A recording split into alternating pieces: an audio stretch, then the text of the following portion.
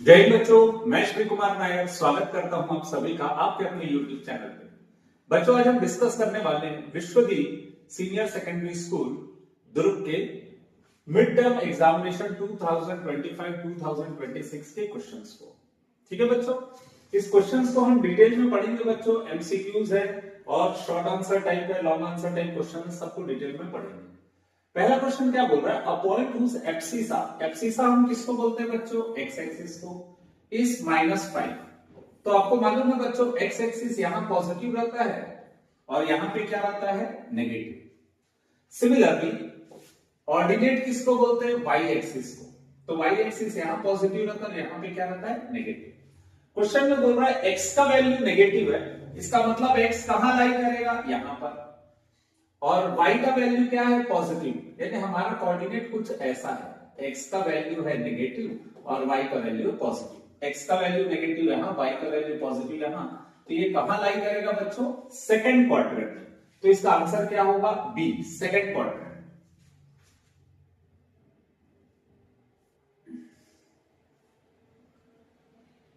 Next question में बोल रहा है बच्चों, x का वैल्यू 2 है और y का वैल्यू कितना है, -1, is the solution of the linear equation.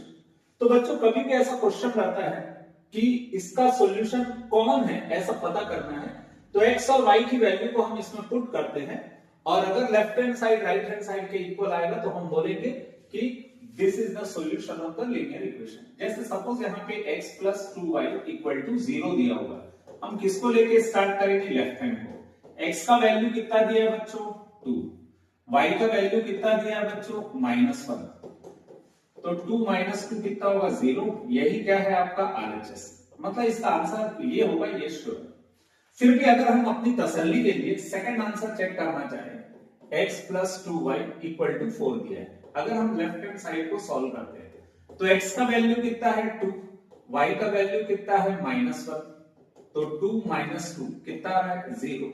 पर ये आपका राइट हैंड साइड नहीं है, क्योंकि राइट हैंड साइड में कितना दिया है, 4, तो ये आंसर नहीं होगा। सिमिलरली आप इसमें चेक कर लीजिए, 2 2 जा कितना होगा, 4, y की जगह -1, 4 - 1 3 होगा, पर यहाँ पे क्या दिया है, 0, यानी ये भी आंसर नहीं होगा। सिमिलरली आप यहां पे अगर पुट करेंगे 2x + y = 5, अगर हम लेफ्ट हैंड साइड को सिंप्लीफाई करते हैं, x का वैल्यू कितना है 2, y का वैल्यू कितना -1, तो 4 - 1 कितना हो जाएगा, 3, पर आपके राइट हैंड साइड में कितना दिया हुआ है, 5, तो ये भी आपका आंसर नहीं है। तो इसका आंसर क्या होगा बच्चों, जो इस क्वेश्चन को इस वैल्यूज को सेटिस्फाई कर रहा है, the answer will be A. Next question में बोल रहा है बच्चों, things which are double of the same thing. Same thing मतलब जैसे ये x है और ये y, ये दोनों क्या है बच्चों, equal.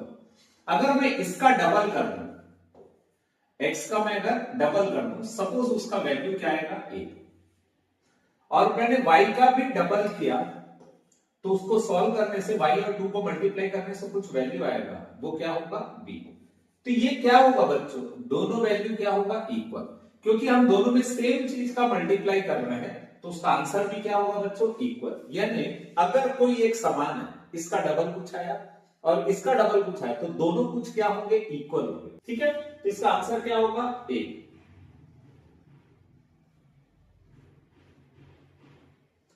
Ordinate of all the point on the Y axis is, ordinate का मतलब क्या होता है बच्चों, वाई एक्सिस का, वाई एक्सिस को बोलते हैं ऑर्डिनेट। ठीक, वाई एक्सिस में वाई का कोऑर्डिनेट क्या हो सकता है, तो बच्चों एक चीज याद रखो, ये है एक्स एक्सिस, ये एक्स एक्सिस है, और ये कौन सी एक्सिस है, वाई एक्सिस। यहां पे कोई भी पॉइंट अगर लो तो उसका वाई कोऑर्डिनेट क्या आ सकता है, कोई भी नंबर आ सकता है बच्चों। ऐसा कोई जरूरी नहीं है कि यहां पे लोगे तो 1 आएगा, यहाँ 2, यहाँ 3, यहाँ 4, यहाँ 5, यहाँ -1, -2, -3, -4, हर जगह अलग अलग नंबर आएगा। ठीक, तो हमारे इसका आंसर क्या होगा, ordinate of all the points on the Y axis is any number, कोई भी नंबर हो सकता है वाई एक्सिस। हाँ, ये पूछे रहता कि एक्स एक्सिस का वैल्यू क्या होता है, तो आप 0 लिखते। ठीक, यानी y एक्सिस में x का रोल नहीं रहेगा, तो x का वैल्यू क्या हो जाएगा, 0।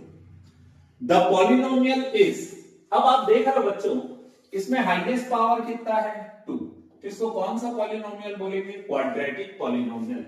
लीनियर किसको बोलते हैं बच्चों, जिसका हाईएस्ट पावर 1 रहता है। क्यूबिक किसको बोलते हैं जिसका हाईएस्ट पावर 3 रहता है। मोनोमियल किसको बोलते हैं जिसमें सिर्फ एक ही वैल्यू दी हुई हो। ठीक है, तो इसको क्वाड्रेटिक पॉलिनोमियल क्यों बोलेंगे, क्योंकि इसकी हाईएस्ट डिग्री कितनी है, या इसकी डिग्री कितनी है 2, या हाईएस्ट पावर कितना है 2। हाईएस्ट पावर 2 को क्या बोलते हैं, क्वाड्रेटिक पॉलिनोमियल। अब बाइनोमियल ऑफ डिग्री 10 इज, ऐसा वैल्यू फाइंड करना है जिसका डिग्री 10 है। डिग्री मतलब होता है बच्चों x का हाईएस्ट पावर, यहाँ x का पावर कितना है 1, यहाँ भी x, ये ऐसा क्वेश्चन है x by 10 plus 1, तो x का पावर कितना है बच्चों 1, यहाँ x का पावर कितना है 2, सिर्फ यहाँ x का पावर कितना है बच्चों 10, तो डिग्री कितनी है 10। और क्या बोल रहा है बाइनोमियल, बाइनोमियल मतलब दो वैल्यू दी होनी चाहिए, तो ये दो वैल्यू दी है, फर्स्ट ये सेकंड, तो इसका आंसर क्या होगा बच्चों सी।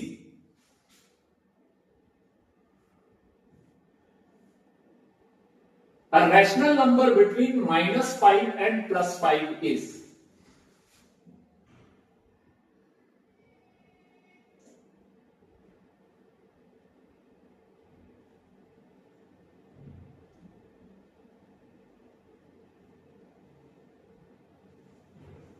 बच्चों ये भी रैशनल नंबर है, ये भी रैशनल नंबर है, और ये भी रैशनल नंबर है, क्योंकि ये है -5 और ये क्या दिया हुआ है +5, है ना, तो इसके बीच में 0 आएगा तो वो इसके बीच का रैशनल नंबर है, -4.3 भी यहाँ आएगा तो वो भी इसके बीच का रैशनल नंबर है, -3.4 सपोज यहाँ आएगा तो वो भी इसके बीच का रैशनल नंबर है, तो ये भी रैशनल नंबर है बच्चों, ये भी रैशनल नंबर है, ये भी rational.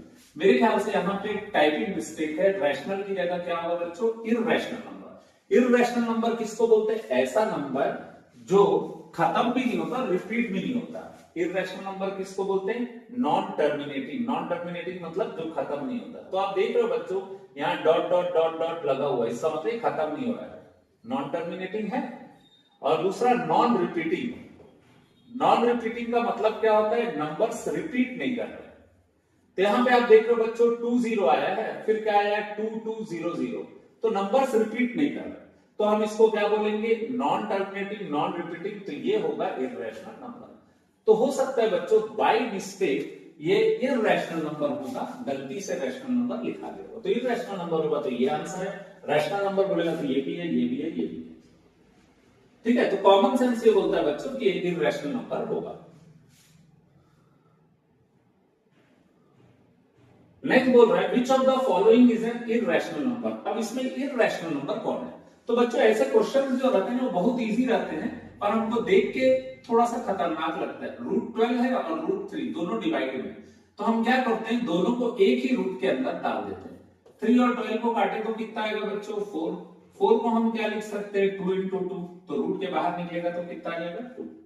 Similarly root 98 divided by root 2 है, ये भी रूट में है, ये भी रूट में है, तो 98/2 लिख देते हैं। 98 को 2 से डिवाइड करेंगे तो कितना आ जाएगा बच्चों 49। 49 को क्या लिखेंगे 7 into 7, 7 दो बार है तो आंसर कितना आ जाएगा 7। ये भी रैशनल नंबर है, ये भी रैशनल नंबर है। अब देखते हैं बच्चों ये 42 डिवाइडेड बाई 7, 7 6 कितना होगा 40 √6, ये इररेशनल नंबर है बच्चों। चेक कर लेते हैं, जब इतना चेक कर लिए तो इसको भी चेक कर लेते हैं। ये भी √64 डिवाइडेड बाई √4 है, तो एक ही रूट के अंदर डाल देते हैं, तो ये कितना जाएगा बच्चों 16। 16 को क्या लिख सकते हैं 4 into 4, दो बार 4 है तो बाहर निकलेगा तो एक बार, ये भी रैशनल नंबर है। तो इररेशनल क्या नंबर होगा बच्चों हमारा √6। अब इसमें बोल रहा है बच्चों Euclid stated that all right angles are equal to each other in the form of. Euclid ने ये कहा था बच्चों कि जितने राइट एंगल्स है सब इक्वल, जैसे ये 90 डिग्री बना रहा है सपोज और ये भी 90 डिग्री बना रहा है, तो इनके साइज से मतलब नहीं है बच्चों, जहां भी 90 डिग्री बन रहा है वो एंगल्स क्या रहेंगे इक्वल। अगर ये ट्रायंगल ऐसा और ये ट्रायंगल ऐसा तो 90 डिग्री क्या रहेगा, एंगल्स क्या रहते हैं बच्चों इक्वल, उसको साइज से मतलब नहीं रहता। तो ये क्या था यूक्लिड का एक क्या था पोस्टुलेट था। कौन सा पोस्टुलेट था बच्चों, फोर्थ पोस्टुलेट। ठीक है,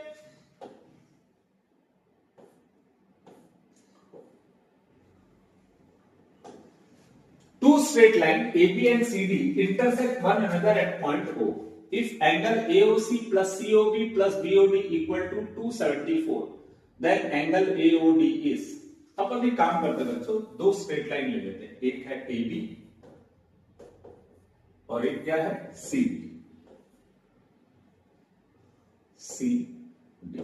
ठीक, intersect one other at point AOC plus COB, AOC plus COB plus BOD, ये तीनों मिला के कितना है बच्चों 274। ठीक है, then AOD is equal to, एकदम सिंपल है बच्चों, क्वेश्चन में क्या बोल रहा है, ये तीनों मिला के कितना है 274। तो आपसे क्वेश्चन में ये पूछ रहा है कि इसका एंगल कितना होगा। तो बच्चों आपको मालूम है अगर मैं इस पूरे एंगल की बात करूं तो कितना होता है 360 डिग्री। ठीक है, कौन कौन सा एंगल AOD, ऐसा करते हैं अपन AOD, ये पूरा एंगल 274 डिग्री है। तो आपसे पूछ रहा है AOD ये वाला एंगल कितना होगा। ठीक है, अपन ऐसा समझते हैं DOA, क्योंकि इस DOA में तीन एंगल है DOB, BOC, AOC, तो तीन एंगल का सम कितना है 274। ये एंगल कितना है AOD और इन दोनों का सम कितना दिया हुआ है 360 डिग्री। DOA जो है बच्चों वो कितना है 274 डिग्री। तो AOD आपका निकल जाएगा, कैसे निकालेंगे आप, angle AOD equal to 360 minus 274, तो एंगल AOD आ जाएगा आपका, अच्छा यहां पे ऑप्शंस दिए हुए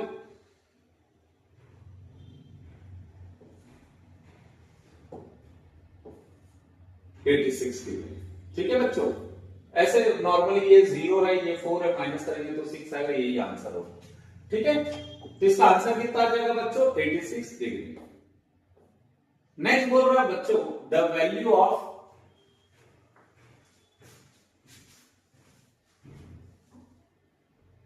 ten to the power 0 into 100 to the power 0, 10 का पावर 0, किसी का भी पावर 0 होता है तो उसका वैल्यू कितना आता है 1, 100 का पावर 0 होगा तो उसका वैल्यू कितना आएगा 1, और 1 इंटू 1 कितना होता है 1, तो इसका आंसर आ जाएगा बच्चों 1।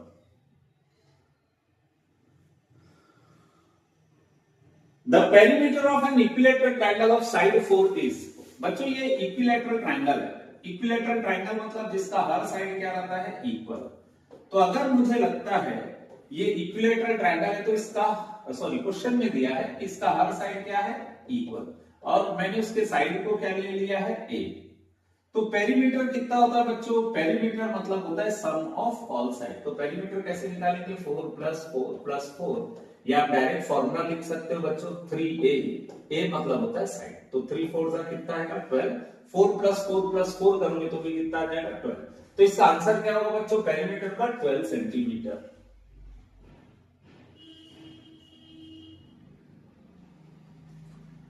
नेक्स्ट बोल रहा है root 14 into root 21 is equal to, बच्चों ऐसा क्वेश्चन रहता है जिसमें मल्टीप्लाई रहता है तो हम क्या करते हैं सिंपली दोनों को एक ही रूट के अंदर डाल देते हैं।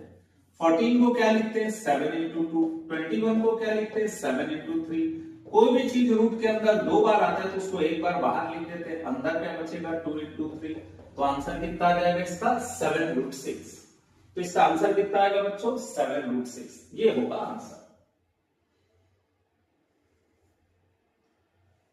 नेक्स्ट क्वेश्चन में बोल रहा है root 4 is a polynomial of degree. तो बच्चों आप देख रहे हो रूट 4 ये सिंगल वैल्यू दिया है, इसमें x नहीं दिया, तो x का पावर कितना होगा बच्चों 0। क्यों होगा x का पावर 0, क्योंकि किसी का भी पावर 0 रहता है तो उसका वैल्यू 1 आता है। रूट 4 इंटू 1 कितना होगा रूट 4। ठीक, तो इसका डिग्री किसको बोलते हैं बच्चों x के पावर को, x का पावर कितना है 0, तो इसका डिग्री कितना होगा 0। कोई भी कांस्टेंट टर्म रहा बच्चों, कोई भी कांस्टेंट टर्म जिसमें x नहीं है तो उसका डिग्री कितना है 0। नेक्स्ट क्वेश्चन में बोल रहा है बच्चों एकदम हलवा क्वेश्चन है 10 to the power 7 divided by 10 to the power 2, अगर ऐसा दिया हुआ है। ये क्या दिया बच्चों डिवाइड दिया है तो पावर क्या हो जाएगा माइनस, प्लस 2 ऊपर जाके क्या हो गया -2, तो आंसर आ जाएगा 7 - 2 5, 10 to the power 5, A will be the answer.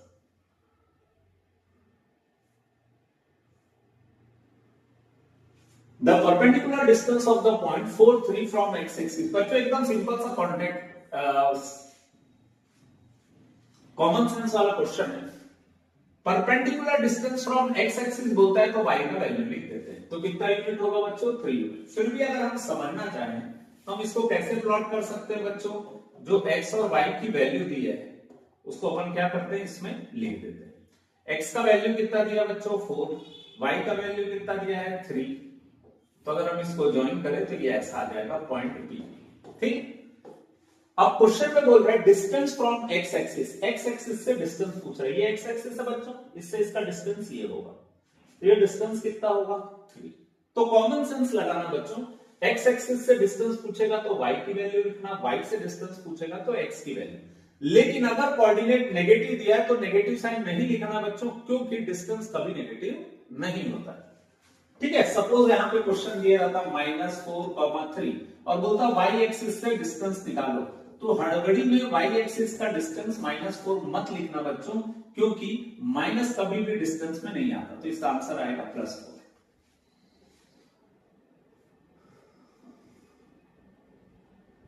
Every rational number is a real number. Her rational number क्या है? रियल नंबर है बच्चों, ये याद रखना।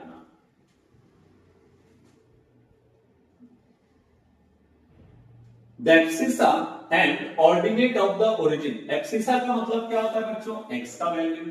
ऑर्डिनेट मतलब किसका होता है? y का वैल्यू। ओरिजिन मतलब कोई भी चीज जहां से स्टार्ट होता है, ये यहां से। तो x का वैल्यू भी 0, y का वैल्यू भी 0। तो इसका आंसर कितना आएगा बच्चों? A।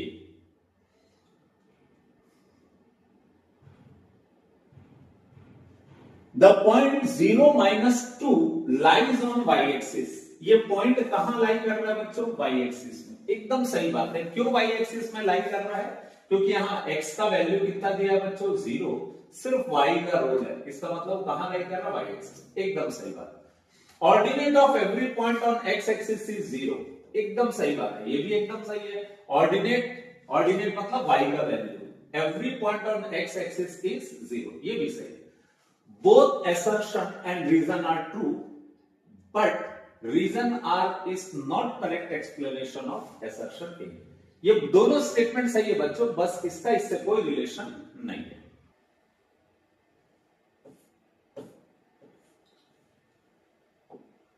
अब इसके नेक्स्ट क्वेश्चन में बोल रहा है the sum of two adjacent angle is 100 degree. Question में क्या बोल रहा है बच्चों? दो एडजेसेंट एंगल है, ए और ये, इन दोनों का सम कितना दिया हुआ है? 100 डिग्री। एक x ले लेते हैं और एक क्या ले लेते हैं? y। एडजेसेंट एंगल मतलब जो एंगल आजू बाजू रहते हैं। ठीक है बच्चों, ये दो एंगल है जो आजू बाजू है, इनका सम कितना दिया? 100 degree. One of them is 35 degree. एक एंगल कितना है? 35 डिग्री। तो दूसरा एंगल कितना होगा ये पूछ रहा है। तो y इक्वल टू कितना होगा? 100 माइनस 35। तो y इक्वल टू होगा 65 डिग्री। तो दूसरा एंगल 65। एकदम ट्रू है बच्चों।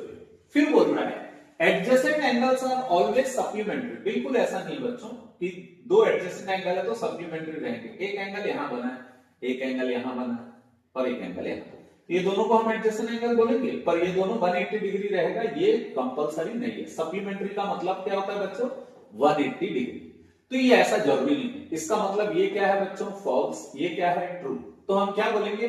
assertion is true but reason is false। तो ये होगा बच्चों इसका आंसर। बच्चों इस क्वेश्चन में बोल रहा है if a point C lies between two points A and B. हमारे पास दो पॉइंट है बच्चों, एक ए है और एक क्या है? बी। इन दोनों के बीच में एक पॉइंट लाई कर रहा है जिसका नाम क्या है? सी। सच दैट ये जो एसी है वो किसके इक्वल है बच्चों? बीसी के। एसी किसके इक्वल है? बीसी के। तो ये आपको पता चल गया बच्चों ये क्या है? मिड पॉइंट है ना। तो एसी और बीसी क्या है? इक्वल है। Then prove that AC equal to half AB। AC किसके इक्वल है बोल रहा है बच्चों? हाफ AB के। तो अगर आप इस डायग्राम को या इस प्रूफ करने वाले को थोड़ा सा लॉजिक लगाएं तो ये 2 कहां जाएगा बच्चों? यहां पर। 2 कहां जाएगा? ऊपर। तो आप देख रहे बच्चों थोड़ा सा लॉजिक लगाओगे तो AC क्या हो रहा है? डबल हो रहा है। डबल कब होगा? जब हम यहां दोनों तरफ क्या ऐड करेंगे? AC। Adding AC both the side. और क्यों ऐसा ऐड कर रहे हैं बच्चों? जब हम ऐसा ऐड करेंगे तो आपको क्या आ जाएगा, यहां भी AC ऐड किया आपने, यहां पे भी AC ऐड किया, तो AC प्लस AC कितना होगा 2AC, और AC प्लस BC ये है AC, और इसमें BC को प्लस किए तो ये पूरा आ जाएगा। और इसको क्या बोलेंगे हम बच्चों, A और B, तो क्या बोलेंगे AB। पर बच्चों एक चीज याद रखिएगा, जब यहां पे आप ऐड करते हैं AC को दोनों तरफ, तो रीजन क्या लिखोगे, when equals are added to equal, when equals are added to equals the wholes are equal, ये लिखना कंपलसरी है बच्चों, the wholes are equal। मतलब ये है कहने का कि AC और BC इक्वल है, मैंने यहां AC ऐड किया सेम वैल्यू, तो यहां भी सेम वैल्यू ऐड करना पड़ेगा। तो इसका मतलब ये है when equals are added, when equals are added to equals, ये दोनों इक्वल पे हमने इक्वल ऐड किया, तो रिजल्टेंट जो होल वैल्यू आएगा वो भी क्या आएगा, इक्वल। अब आप देख रहे बच्चों, आपको AC equal to half AB लाना था, AC इक्वल टू मतलब 2 का यहां कोई काम नहीं है, तो 2 कहां चल देगा बच्चों, नीचे, तो याद रहेगा AC equal to half AB, 2 multiply में तो इधर आके क्या हो जाएगा बच्चों, डिवाइड, तो AC इक्वल टू क्या हो जाएगा, हाफ AB। इस तरीके से बच्चों हम इस क्वेश्चन को सिंप्लीफाई कर देंगे। नेक्स्ट क्वेश्चन में बोल रहा है write any two solution of the equation x plus 2y equal to 3। तो यहां पर बच्चों आपको दो सॉल्यूशन लेना है। अगर सपोज y का वैल्यू आप 1 लेते हो तो आपका इक्वेशन क्या होगा, x plus 2y equal to 3, in place of y क्या पुट कर देंगे आप 1। कोई भी दो सॉल्यूशन लेना बच्चों, जैसा आपको लेना आप वैसा ले लो। मैंने y का वैल्यू क्या ले लिया 1 अपने मन से, ठीक है, तो ये हो जाएगा x प्लस 2 इक्वल टू 3, तो x इक्वल टू कितना होगा 3 माइनस 2, x इक्वल टू कितना होगा 1। तो आप देख रहे हो बच्चों x का वैल्यू 1 आएगा और y का वैल्यू भी कितना है 1, ठीक।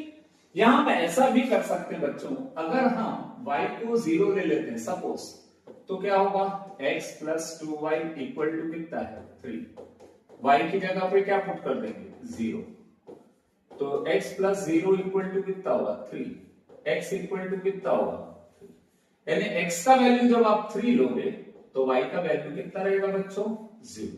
इस तरीके से हमने दो सॉल्यूशन निकाला बच्चों, एक x का y का वैल्यू 1 लेके x 1 लाया, एक y का वैल्यू 0 लेंगे तो x कितना आ गया 3।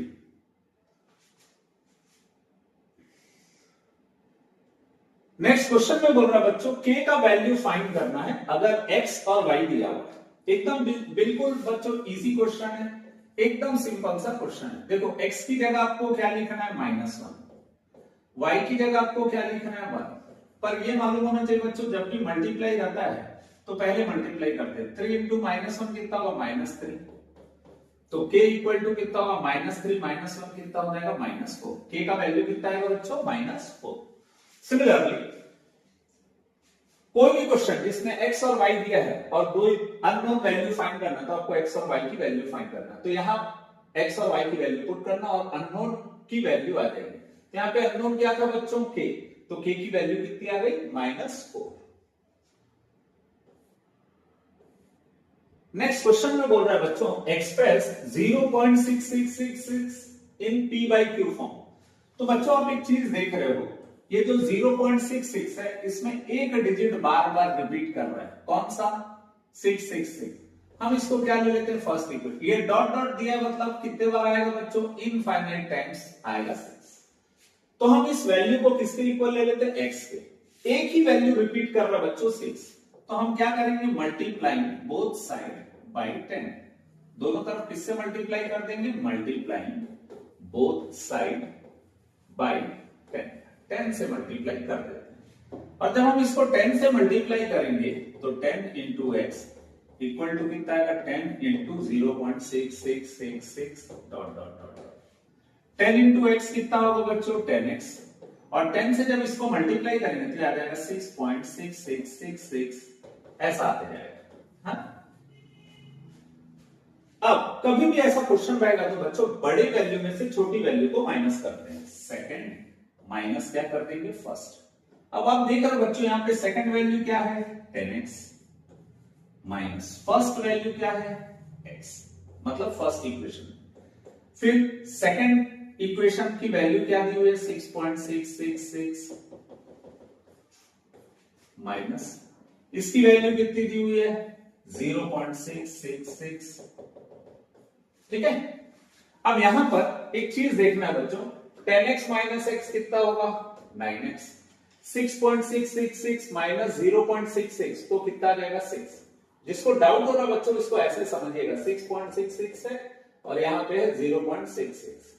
अगर मैंने 3 लिखा है तो यहाँ भी 3 लिखना बच्चों, यहाँ 4 लिखा है तो यहाँ भी 4 लिखना, क्योंकि 6 बार बार आ रहा है, आपकी मर्जी आपको जितने बार लिखना है। माइनस करोगे तो 0 हो जाएगा, 6 माइनस 0 कितना आ जाएगा 6। तो इसका आंसर कितना आ जाएगा x इक्वल टू 6।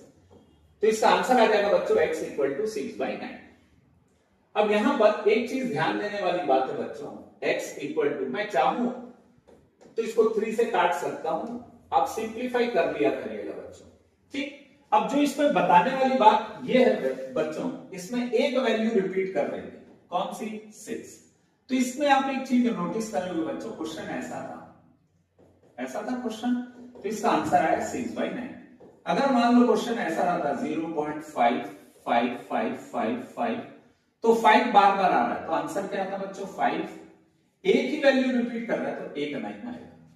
जैसे अगर मान लो यहाँ पे x इक्वल टू 0.2 बार दिया है तो हम इसको क्या लिख सकते हैं 2 और इसके नीचे एक ही वैल्यू आएगी 9, क्योंकि एक ही वैल्यू रिपीट कर रहा है। मान लो क्वेश्चन ऐसा रहता 0.12 बार तो आप यहाँ पे कितनी वैल्यू को रिपीट करते हुए देख रहे हो बच्चों 2 वैल्यू को, तो नीचे 2 9 लिख देना। ठीक है। अगर ऐसे ही अगर 3 वैल्यू दिया है तो 3 9 लिख देना। नेक्स्ट दिया है right the 2 Euclid's axiom. Euclid के 2 एक्सियोम लिखना है बच्चों। पहला एक्सियोम लिख लेना, बहुत सारे मैं आपको 2 ही बता रहा हूं। When equals are added to equal the wholes are equal, मतलब x और y क्या है बच्चों इक्वल। अगर मैंने इसमें a ऐड किया तो मुझे इसमें भी क्या ऐड करना पड़ेगा a। तो when equals are added to equals the wholes are equal, पहला चीज। दूसरा, when equals are subtracted from equals the remainders are equal, मतलब इक्वल को सब ऐड करेंगे तो होल वैल्यू क्या आएगा इक्वल। अब इक्वल को सब्सट्रैक्ट करेंगे, सब्सट्रैक्ट करना मतलब हटा रहे मतलब क्या बचेगा बच्चों रिमाइंडर, तो इसका जो रिमाइंडर आएगा वो भी क्या रहेगा इक्वल। तो ये 2 एक्सियोम याद रख लीजिएगा, एक दूसरे से मिलता जुलता है बच्चों। पहला क्या है when equals are added to equals the wholes are equal, when equals second है when equals are subtracted from equals the remainders are equal. ये 2 एक्सियोम याद रख लेना बच्चों। ऐसे ही बच्चों पोस्टुलेट को भी देख लीजिएगा, आपको याद रहना चाहिए। नेक्स्ट क्वेश्चन में बोल रहा है सिंप्लीफाई दिस क्वेश्चंस बच्चों। तो हम क्या करेंगे, ये जो क्वेश्चन है बच्चों 4 माइनस रूट 3 और यहां पे क्या दिया बच्चों 4 प्लस रूट 3। अगर आप इस पे ध्यान दें बच्चों तो ये a है तो ये भी a होगा, ये b है तो ये भी b होगा, बीच में क्या लगा है माइनस, यहां बीच में क्या लगा है plus. a minus b a plus b क्या होता है बच्चों a square minus b square. तो आइडेंटिटी यही वाली इसमें लगेगी, तो ये क्या होगा बच्चों a minus B a plus B is equal to a square minus B square. a क्या है हमारा 4, b क्या है हमारा रूट 3। 4 का स्क्वायर कितना होगा बच्चों 16 और रूट 3 का स्क्वायर कितना होगा 3, 16 माइनस 3 कितना होगा 13। तो इस तरीके से बच्चों इसका आंसर कितना आ जाएगा 13। ये फर्स्ट क्वेश्चन का सॉल्यूशन है बच्चों। सिमिलरली जब मुझे सेकंड क्वेश्चन को सॉल्व करना पड़ेगा तो देख रहे बच्चों ये दोनों वैल्यू सेम नहीं है, ये दोनोदोनों वैल्यू भी अलग अलग है। तो हमको क्या करना पड़ेगा बच्चों, इसको सिंपली मल्टीप्लाई करना पड़ेगा। 2 plus root 3 root 5 minus root 6। अब ये जो मल्टीप्लाई है इसमें हम करते कैसे बच्चों, इस 2 को किससे मल्टीप्लाई करना है रूट 5 माइनस रूट 6 से। इस 2 को किससे मल्टीप्लाई करना है इस पूरे से। सिमिलरली प्लस रूट 3 को किससे मल्टीप्लाई करना है रूट 5 माइनस रूट 6 से। ठीक है। अब 2 किससे मल्टीप्लाई हो रहा है 2 मल्टीप्लाई हो रहा है रूट 5 से, फिर 2 मल्टीप्लाई हो रहा है रूट 6 से, रूट 3 मल्टीप्लाई हो रहा है रूट 5 से और रूट 3 मल्टीप्लाई हो रहा है रूट 6 से। ठीक है बच्चों। अब यहां पर ये बिना रूट का है और ये रूट वाला है, तो ये मल्टीप्लाई होगा तो जैसा वैसे का वैसे लिख देंगे। सिमिलरली यहां पर भी क्या होगा 2 रूट 6, यहां पे क्या होगा बच्चों ये भी रूट के अंदर है ये भी रूट के अंदर, तो आपस में इसको साथ लिख देते हैं। 6 को हम क्या लिख सकते हैं ये जो 6 है बच्चों, इसको हमने लिख दिया 3 इंटू 2। किस खुशी में लिखा? क्योंकि यहाँ पे 3 2 बार आ रहा है, तो हम उसको एक बार क्या लिख देंगे बाहर, और यहाँ पे क्या लिख देंगे √2। यहाँ पे कितना होगा 3 इंटू 5 कितना होगा 15 माइनस 2√6। यहाँ पे कितना होगा 2√5। तो ये होगा 2√5 माइनस 2√6 प्लस √15 माइनस 3। यही आंसर है। इसमें सबसे अच्छी बात यह है बच्चों, कोई भी रूट वाली वैल्यू रिपीट नहीं कर रही, इसलिए हम उसको ना प्लस कर सकते हैं ना माइनस। बच्चों भावनाओं में बैठ के ये 5 और 6 को प्लस करके 2 और 2 को सिंप्लीफाई नहीं करना है, ठीक है।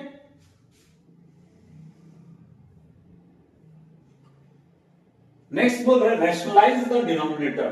जैसे ये क्वेश्चन दिया हमारा 2 अपॉन √5 माइनस √2। आपको क्या करना है रैशनलाइज द डिनोमिनेटर। और जब डिनोमिनेटर को हम रैशनलाइज करते हैं तो हमको करना क्या रहता है बच्चों, जो इसका साइन रहता है उसका ऑपोजिट साइन लिखते हैं। यहाँ पे क्या साइन लगा हुआ है माइनस, तो हम यहाँ क्या लिखते हैं प्लस। ये हो जाएगा 2 इंटू √5 प्लस √2। और नीचे क्या होगा बच्चों a minus B a plus B क्या होता है a का स्क्वायर माइनस b का स्क्वायर। तो इस तरीके से इसका आंसर आ जाएगा बच्चों। 2 को √5 से मल्टीप्लाई किए 2√5, 2 को √2 से मल्टीप्लाई किए 2√2, √5 का स्क्वायर होगा 5, √2 का स्क्वायर होगा 2।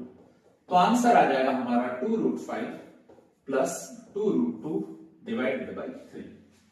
तो बच्चों इस टाइप के क्वेश्चन में आप एंड तक जब देखना, ये इसको सॉल्व करके, इसको सॉल्व करने से कितना है बच्चों 3, या यहां से आपको पता चल जाएगा 3 आएगा, ये कैंसिल नहीं होगा, तो आखिर तक इसको अंदर मल्टीप्लाई मत करिएगा। क्या है ना बच्चों, मोस्टली नीचे वाला वैल्यू ऐसा आता है जो इसके साथ कैंसिल आउट हो जाता है, तो दो बार मेहनत करने से अच्छा है आप इसको सिंप्लीफाई मत करिएगा, ठीक। सिमिलरली अब ये क्वेश्चन 1/√6 प्लस 3, इसको रैशनलाइज हम इजी वे में कर सकते हैं बच्चों, पर हमको करना क्या है, ये बड़ी वैल्यू है 3, √6 छोटी वैल्यू है, तो उसको पीछे लिख दीजिएगा और उसके बाद इजीली रैशनलाइज कर दीजिएगा। नहीं तो क्या होगा बच्चों की बड़ी वैल्यू नेगेटिव आ जाएगी, तो आपको सिंप्लीफाई करना पड़ेगा। मैंने जो बोला वो आपको समझ आ गया होगा। हमेशा रूट में बड़ी वैल्यू को पहले रखना और छोटी वैल्यू को बाद में। जैसे यहां पर देख रहे हैं ये √6 है और ये 3 है, तो दोनों में बड़ा कौन है बच्चों, रूट देख के समझ जाना कि रूट के अंदर का वैल्यू, जैसे आपको मालूम है 3 किसका वैल्यू है, √9 का, यानी 6 उससे छोटा, तो आप 3 को पहले लिख दीजिए। अब रैशनलाइज करेंगे तो क्या करेंगे, इसके साइन को क्या कर देंगे हम चेंज कर देंगे, प्लस है तो क्या लिख देंगे minus, 3 minus √6, a plus B a minus B कितना होगा a square minus b square, तो हो जाएगा 3 माइनस √6, 3 का स्क्वायर कितना होगा 9 माइनस √6 का स्क्वायर कितना होगा 6। तो हमारा आंसर क्या आ जाएगा बच्चों 3 माइनस √6 डिवाइडेड बाई 9 माइनस 6 कितना होगा 3। बच्चों भूल के भी इन दोनों को काटना नहीं, क्योंकि दोनों के बीच में क्या है माइनस, इसलिए जैसा वैसे का वैसे ही रहेगा, यही होगा इसका आंसर।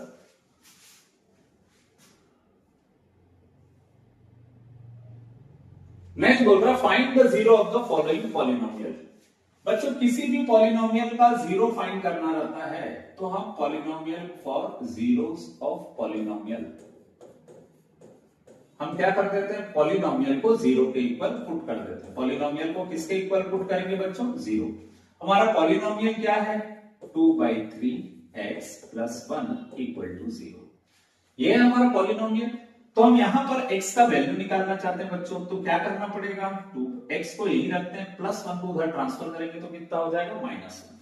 अब यहां पे आप देख रहे हो बच्चों, यहां पे आपको क्या करना है, x की वैल्यू निकालना है। तो x की वैल्यू निकालना है तो आपको क्या करना पड़ेगा, जो 3 डिवाइड में वहां जाके क्या हो जाएगा इनटू 2 मल्टीप्लाई में इधर आके क्या हो जाएगा डिवाइड, तो x इक्वल टू कितना हो जाएगा -3/2। x इक्वल टू कितना हो जाएगा बच्चों -3/2। तो यहां पे हमारा जीरो आ जाएगा, x equal to -3/2।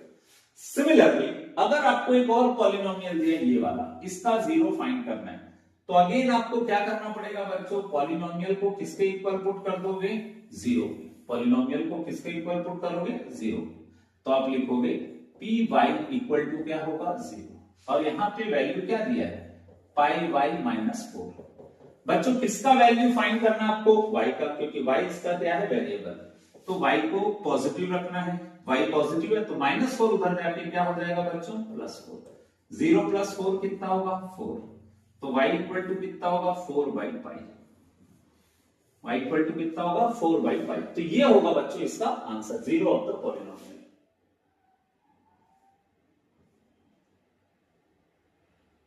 Next question में बोल रहा है बच्चों, find the value of a if y - 1 is factor of this. Question में एकदम सिंपल सा बोला बच्चों, ये इसको डिवाइड कर रहा है। इसका मतलब जिससे डिवाइड करते हैं उसको अपन क्या ले लेते हैं? Equal to 0। y - 1 equal to क्या ले लेंगे? 0। तो y इक्वल टू कितना आ जाएगा बच्चों? 1। ठीक। अब यहां पर अगर py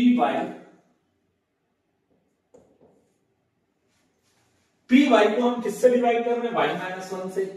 इसका मतलब y का वैल्यू अगर हम 1 रखें तो इसका रिमाइंडर कितना आएगा बच्चों? 0। तो हम क्वेश्चन में बोले हैं since py has factor y - 1, therefore py का फैक्टर कौन है? y - 1। फैक्टर मतलब उसको कंप्लीटली डिवाइड कर रहा है, इसका मतलब उसका रिमाइंडर कितना आएगा? 0। इसका मतलब ये है कि जहां पे y है वहां पे आपको क्या पुट करना है? 1। जहां पे y है वहां पे आपको क्या पुट करना है बच्चों? 1। तो यहां पे y की जगह 1, यहां पे y की जगह 1 प्लस √2 इक्वल टू कितना होगा? 0। अब आप देख रहे हो 2 × 1 -a प्लस √2 इक्वल टू 0। ठीक है बच्चों, यहां पे हमको वैल्यू किसकी फाइंड करनी है? a की। और a क्या दिख रहा है आपको? नेगेटिव। एकदम सिंपल सा चीज है बच्चों, अपने दिमाग में बैठा देना, जिसकी वैल्यू फाइंड करनी वो कभी 0 नहीं रहना चाहिए। तो उसकी वैल्यू को पॉजिटिव कैसे बनाएंगे? जब हम उसको ट्रांसफर कर देंगे इधर, तो हो जाएगा 2 + √2।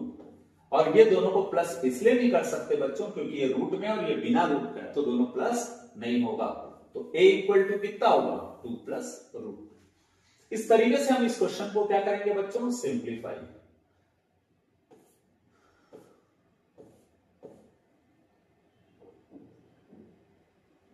नेक्स्ट क्वेश्चन एकदम हलवा क्वेश्चन है बच्चों। क्वेश्चन में बोल रहा है ये एक लीनियर इक्वेशन दिया, उसको किस फॉर्मेट में कन्वर्ट करना है? इस फॉर्मेट में कन्वर्ट करना है। ठीक। तो 5x, पहला इक्वेशन क्या दिया? 5x = -3। तो कन्वर्ट कैसे करते हैं बच्चों? x और y को एक तरफ रखते हैं, x और y को क्या कर दिए? एक तरफ रख दिए। अब किससे कंपेयर करेंगे? इससे। हाँ, तो हम क्या लिखेंगे? कंपेयरिंग द इक्वेशन विथ, इससे कंपेयर करेंगे ax + by + c = 0। इससे कंपेयर करेंगे बच्चों। अब इससे कंपेयर करने से क्या होगा? a क्या होता है? x का कोफिशिएंट। a क्या होगा? x का कोफिशिएंट। यहां x का कोफिशिएंट क्या है बच्चों? 5। तो a कितना हो जाएगा? 5। b किसका कोफिशिएंट होता है? y का। यहां y का कोफिशिएंट क्या है? 3। तो b का वैल्यू क्या होगा? 3। c किसको बोलते हैं बच्चों? कांस्टेंट टर्म को। यहां कांस्टेंट टर्म कौन सा है? कोई भी कांस्टेंट टर्म नहीं है, तो c का वैल्यू कितना हो जाएगा? 0। तो a आ गया बच्चों 5, b आ गया 3 और c कितना आ गया? 0। इस तरीके से हम a b c निकाल सकते हैं। सिमिलरली ये दूसरा क्वेश्चन है बच्चों, 7x + 4 इक्वल टू कितना दिया हुआ है? 0। अब आप यहां पर देख रहे हैं बच्चों, यहां पे y है ही नहीं, तो हम ऐसा कर लेंगे y की जगह 0y लिख देते हैं ताकि हमको कंपेयर करने में दिक्कत ना हो। और हम इसको किससे कंपेयर करेंगे? Equal to 0। अब हम इसको किससे कंपेयर करेंगे बच्चों? अगेन इसी क्वेश्चन से, कंपेयरिंग द इक्वेशन विद, इससे कंपेयर करेंगे। तो जब हम इससे कंपेयर करेंगे तो क्या होगा? x के कोफिशिएंट को हमने क्या बोला था? a। तो यहां पे a क्या होगा बच्चों? 7। b क्या होता है? y का कोफिशिएंट। यहां y था ही नहीं तो उसके सामने हमने क्या लिखा? 0। c क्या होता है? Constant term. कांस्टेंट टर्म उसको बोलते हैं बच्चों जिसमें ना x रहता है ना y। तो इस तरीके से a आ गया, b आ गया और क्या आ गया बच्चों? c। सिमिलरली यही ट्रिक हम किसके लिए अपनाते हैं? थर्ड क्वेश्चन के लिए। अब जो थर्ड क्वेश्चन है बच्चों, उसमें क्या बोला गया है आपको? थर्ड क्वेश्चन में बोला गया है कि ए बी सी का वैल्यू क्या होगा अगर आपका इक्वेशन क्या दिया हुआ है y प्लस 3 इक्वल टू 0। ठीक, अब y के सामने x तो है नहीं, तो x नहीं है तो x कैसे लाएंगे बच्चों, x के सामने क्या लिख देंगे 0। अब a क्या होगा हमारा, x का कोफिशिएंट कितना हो जाएगा 0, y का कोफिशिएंट b है, यहां y का कोफिशिएंट कितना है 1, c कांस्टेंट है ना उसकी वैल्यू कितनी है 3। तो इस तरीके से बच्चों ये क्वेश्चन भी सिंप्लीफाई हो जाएगा।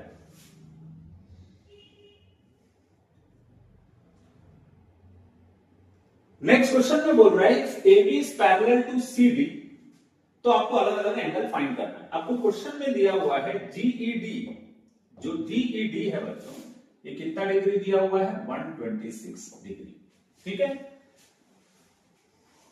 तो आप एक चीज नोटिस कर रहे हैं बच्चों, ये दोनों लाइन क्या है पैरेलल, कौन कौन ए बी और सी, ये दोनों लाइन क्या है पैरेलल। और यहां पर ये जो जीई है ये क्या है ट्रांसवर्सल, जी कौन सा लाइन है बच्चों ट्रांसवर्सल। तो हम लिख सकते हैं A B is parallel to C D, GE is transversal, G क्या है बच्चों ट्रांसवर्सल। तो आपको मालूम है जब दो लाइन पैरेलल रहता है बच्चों, ये एंगल अगर 127 डिग्री है, क्वेश्चन में दिया बच्चों जीईडी 126 है, जीईडी कितना है 126, ये 126 है बच्चों, तो ये एंगल भी कितना होगा 126। रीजन क्या लिखेंगे, alternate interior angle AGE is equal to GED। Reason क्या लिखेंगे, अल्टरनेट इंटीरियर एंगल। ये शायद आप लोगों को समझ आ गया होगा बच्चों। तो हम लिखेंगे AGE is equal to GED, GED का वैल्यू कितना है 126, तो GED की जगह क्या लिखेंगे 126 डिग्री। तो इस तरीके से बच्चों ये एंगल आ गया आपका, पहला एंगल आ गया। दूसरा हमारा टारगेट कौन है बच्चों GEF, ये भी आपको समझ आ गया होगा बच्चों, यहां पर ये वाला एंगल निकालना है GEF। आपको मालूम है बच्चों ये एंगल कितना है 90 डिग्री। तो ये जो 126 है बच्चों, ये 126, इसमें से अगर हम ये 90 को हटा दें तो ये आ जाएगा आपका GEF। ठीक है, तो हम इसको लिखेंगे कैसे बच्चों, आप इसको लिख सकते हो एंगल GED कितना है 126 डिग्री। और इस GED में दो एंगल बन रहा है, पहला एंगल कौन सा बन रहा है GEF, पहला एंगल कौन सा बन रहा है GEF, दूसरा एंगल कौन सा बन रहा है FED, दूसरा एंगल कौन सा बन रहा है FED, और इन दोनों का सम कितना है बच्चों 126 डिग्री।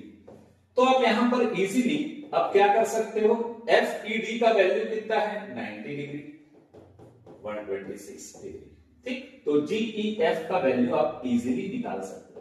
GEF का वैल्यू कितना होगा 126 माइनस 90 दैट इज 36 डिग्री। तो ये एंगल कितना आ गया बच्चों 36 डिग्री, ये एंगल कितना आ गया 126 डिग्री। ठीक, अब आपको क्या फाइंड करना है FGE, एकदम सिंपल है बच्चों FGE। तो हम क्या करते हैं 2 मिनट के लिए इन सबको भूल जाते हैं।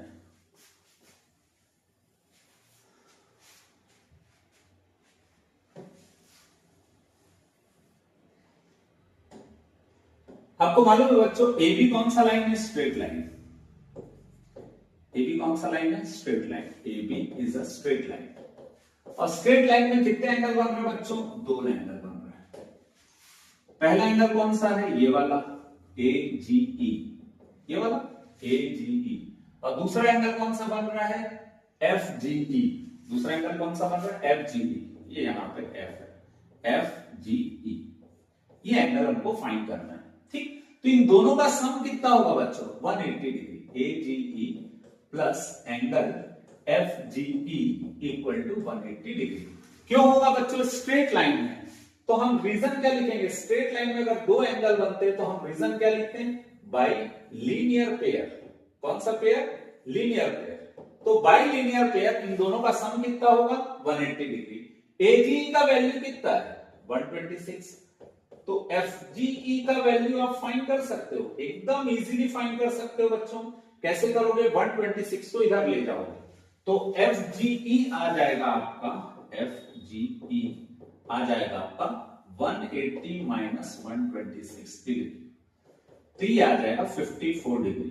इस तरीके से आप FGE फाइंड कर सकते हो बच्चों, 54 डिग्री।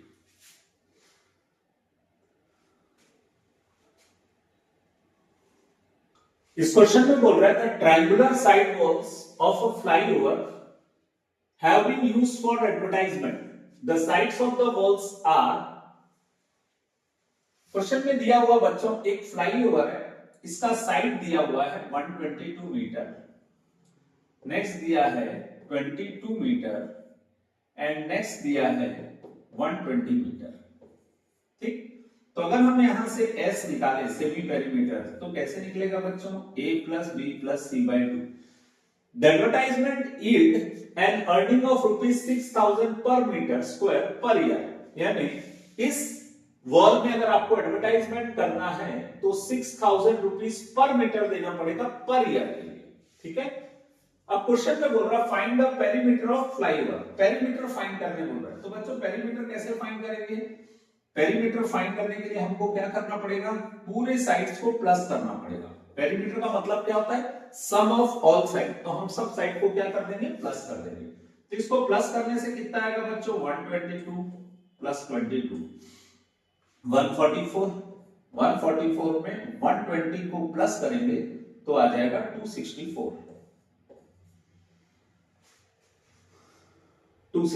मीटर। तो ये पहले क्वेश्चन का आंसर है बच्चों, find the perimeter of flyover.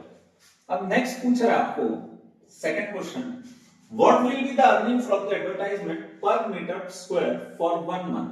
अब क्वेश्चन में बोल रहा है एक साल का 1 मीटर स्क्वायर का रेट 6,000 रुपीज है, तो एक महीने का कॉस्ट क्या होगा। तो बच्चों पहले हमको क्या निकालना पड़ेगा, हमको कितने एरिया में, जैसे फ्लाईओवर है, ठीक फ्लाईओवर है सर, तो इसके डायमेंशंस दिए बच्चों, यहां पे हमको एडवर्टाइजमेंट करना है। ठीक, तो पहले इसका एरिया निकाल लेंगे, क्योंकि ये जो कॉस्ट दिया है किसमें दिया है, पर मीटर स्क्वायर में, 1 मीटर स्क्वायर का कॉस्ट है, तो हमको पूरे का एरिया निकालना है। तो सबसे पहले क्या निकालना पड़ेगा, सेमी पेरीमीटर। सेमी पेरीमीटर मतलब पेरीमीटर का आधा। पेरीमीटर कितना आया था बच्चों, 264। इसको अगर हम 2 से डिवाइड करें तो कितना आ जाएगा, 132 मीटर। अब पेरीमीटर आने के बाद बच्चों आपको करना क्या रहेगा, एरिया ऑफ ट्रायंगल निकालना है with Heron's formula, with the help of Heron's formula. और हेरोन्स फार्मूला क्या है, S minus A, S minus B, S minus C। ठीक, अब हम S की वैल्यू कितनी रख लेते हैं, 132, और यहां पे S की जगह क्या लिखेंगे, 132 माइनस A की जगह क्या लिखेंगे, 122, फिर 132 माइनस B की जगह क्या लिखेंगे, 22, और C की जगह क्या लिखेंगे, 120। ठीक, अब हमको करना क्या है, इसका एरिया फाइंड करना है, क्योंकि हमने फॉर्मूले में पुट कर दिया। 132 को एज इट इज लिख देते हैं, 132 माइनस 122 करेंगे तो कितना आ जाएगा, 10। इन दोनों को माइनस करेंगे तो कितना आएगा बच्चों, 110, और इन दोनों को माइनस करेंगे तो आ जाएगा 12। ठीक, अब हम इसको एरिया फाइंड करने के लिए क्या करते हैं, इसको सिंप्लीफाई करते हैं। 132 को क्या लिख सकते हैं बच्चों, 12 इंटू 11, ये 10, और 110 को लिख सकते हैं 10 इंटू 11। अब आप यहां पर देख रहे हो बच्चों, जो वैल्यू 2 बार आया है उसको हम एक बार बाहर लिख लेते हैं। तो यहां पर आपका 12 2 बार है, तो हम उसको एक बार बाहर लिख लिए। कोई भी चीज रूट के अंदर अगर 2 बार रहती है तो उसको एक बार बाहर लिख देते हैं। 11 2 बार है तो उसको बाहर लिख दिए, और 10 2 बार है तो उसको बाहर लिख दिए। ठीक, तो ये 12 इंटू 11 कितना होगा, 132। 132 को 10 से मल्टीप्लाई करें तो आ जाएगा 1320 मीटर स्क्वायर। इतना एरिया है बच्चों इस फ्लाईओवर का जहां हमें एडवर्टाइजमेंट करना है। तो इसके लिए हमको क्या करना पड़ेगा बच्चों, एरिया पता चल गया, कॉस्ट हमें पता है 1 साल का। ठीक है, हमको कॉस्ट कितने साल का पता है बच्चों, 1 साल का, पर हमारा बजट कितने महीने के लिए, 1 महीने के लिए। तो हम पहला स्टेप क्या करेंगे, अब इस क्वेश्चन में पूछ रहा है what will be the earning from the advertisement पर मीटर स्क्वायर, है ना। 1 मीटर स्क्वायर का कॉस्ट 6,000 दिया हुआ है 1 साल के लिए। ठीक है, तो हम क्या लिखेंगे,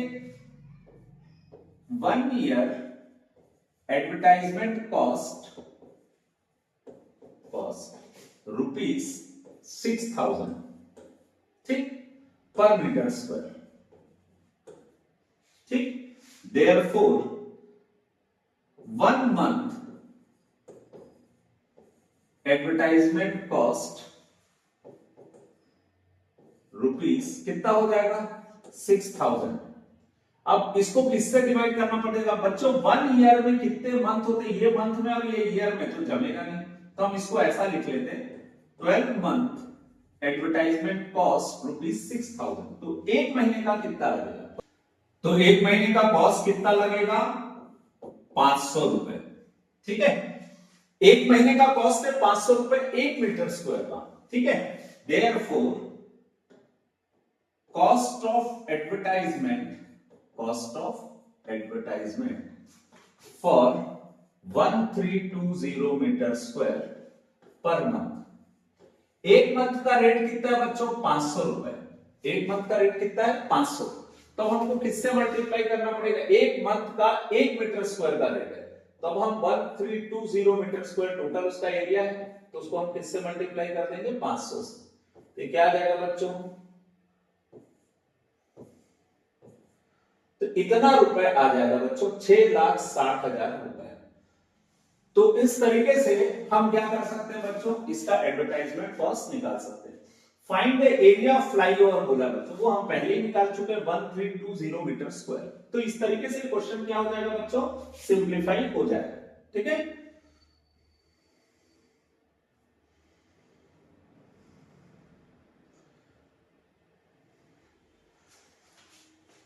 नेक्स्ट क्वेश्चन में बोल रहा है बच्चों, maths teacher draws a straight line AB as shown in the figure. Now he told Raju to draw another line CD in the figure and asked Ajay to mark AOD as 2Z. इसका मतलब question में क्या बोल रहा है, maths teacher ने एक straight line AB draw करने के लिए कहा गया, तो हमने AB ड्रॉ कर लिया, ठीक है बच्चों। Now he told Raju to draw another line CD in the figure and Ajay to mark AOD. Raju को एक लाइन ड्रॉ करने बोला गया जिसका नाम क्या है CD। फिर इसने अजय को बोला कि AOD का वैल्यू कितना लिख दो 2Z। Suraj was told to mark AOC as 4Y। AOC को उसने क्या नाम दिया 4Y, ठीक है। होमेश made an angle COE 60 degree, COE एक एंगल, यहां पर एक एंगल बनाया गया और इसको कितना बोला गया 60 डिग्री। आदि मार्क BOE, आदि ने किसको मार्क किया BOE, क्या मार्क Y, और BOD को मार्क किया X, ठीक है। Based on the above information answer the following question, value of X plus 2Z। बच्चों एकदम सिंपल सा क्वेश्चन है। ये कौन सी लाइन है, स्ट्रेट लाइन है। कौन सी लाइन है बच्चों, स्ट्रेट लाइन, ठीक है। तो यहां पे x प्लस 2z कितना होगा, तो एकदम सिंपल सा क्वेश्चन है। अगर ये x है और ये 2z है और ये स्ट्रेट लाइन है, AB is a straight line. AB कौन सा लाइन है बच्चों, स्ट्रेट लाइन, और स्ट्रेट लाइन में स्ट्रेट एंगल कितना होता है 180 degree. Therefore x plus 2z equal to कितना होगा 180 degree by straight angle. Straight line में क्या बनता है बच्चों, स्ट्रेट एंगल, और स्ट्रेट एंगल का वैल्यू कितना होता है 180 डिग्री। तो इस तरीके से इसका वैल्यू कितना रहेगा बच्चों 180 डिग्री। अब नेक्स्ट क्वेश्चन में पूछ रहा है what is the value of y। तो आप देख रहे हो बच्चों AB स्ट्रेट लाइन है, तो यहां भी जितने एंगल बन रहे हैं सबका सम कितना होगा 180, मतलब 4y plus 60 degree plus y equal to कितना होगा 180 डिग्री बाय स्ट्रेट एंगल। और ये स्ट्रेट एंगल क्यों बन रहे हैं बच्चों, क्योंकि AB कौन सा लाइन है, AB is a straight line. AB कौन सा लाइन है, स्ट्रेट लाइन। तो 4y प्लस y कितना होगा 5y, 180 प्लस 60 इधर जाके कितना होगा माइनस 60, 180 माइनस 60 कितना होगा 120। तो y का वैल्यू कितना होगा 120 डिवाइडेड बाई 5, 24 डिग्री। तो y का वैल्यू कितना आएगा बच्चों 24 डिग्री। इस तरीके से आप किसकी वैल्यू फाइंड कर सकते हो, y की वैल्यू फाइंड कर सकते हो। नेक्स्ट क्वेश्चन में बोल रहा है what is the value of x।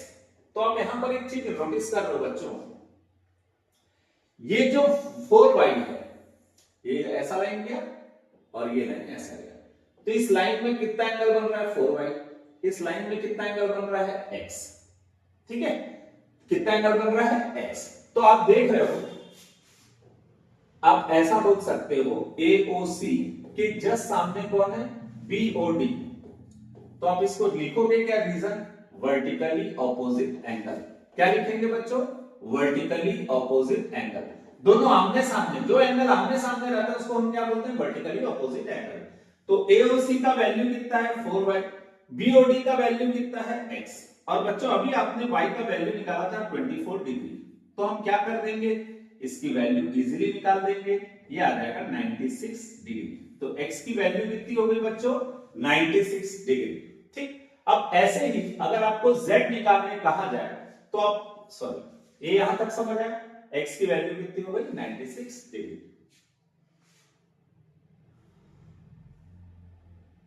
अगर आपको इसमें x निकालने बोला जाता मान लो बच्चों, तो आपको क्या करना था, ये 2z plus x, 2z plus x straight line है, तो ये कितना एंगल बनाएगा 180 degree.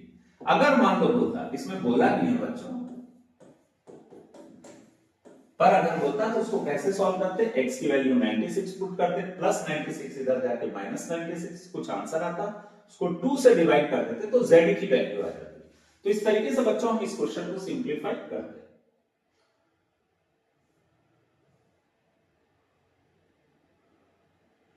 Four person John, Saurabh, Salim and Ratan are sitting in a courtyard at point. John कहां पे बैठा है बच्चों, ए पे। जॉन कहां पे बैठा है, ए पे। जॉन बैठा है ए पे, ठीक। फिर उसके बाद सौरभ कहां पे बैठा है, बी पे। यहां पे कौन बैठा है, सौरभ। फिर बैठा है सलीम, सी पे कौन है, सलीम, और डी पे कौन है, रतन, ठीक। यहां पे है जॉन, यहां सौरभ, यहां सलीम, और यहां पे कौन है, रतन, ठीक। The courtyard has been divided into small squares by drawing equally spaced horizontal and vertical lines. इसमें ना छोटे-छोटे स्क्वायर्स बने बच्चों, और उसका डिस्टेंस सेम है, ये 1 है तो ये भी कितना होगा 1, ये 1 है तो ये भी कितना होगा 1। The coordinate of point AR, ये A का कोऑर्डिनेट पूछ रहा है बच्चों, तो हमेशा याद रखिएगा पहले हम x की वैल्यू लिखते हैं फिर y की। तो x की वैल्यू कितनी है बच्चों 3, y की वैल्यू कितनी है बच्चों 4। तो जॉन का कोऑर्डिनेट कितना है 3,4, हाँ, मतलब A पॉइंट का कोऑर्डिनेट कितना होगा 3,4।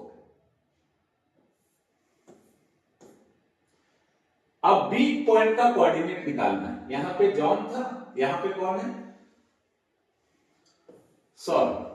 तो B पॉइंट का हमको क्या निकालना है बच्चों, कोऑर्डिनेट। तो B पॉइंट के कोऑर्डिनेट में भी एक x रहेगा और एक क्या रहेगा y।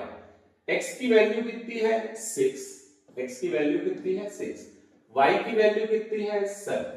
तो इस तरीके से हम A और B फाइंड कर सकते हैं।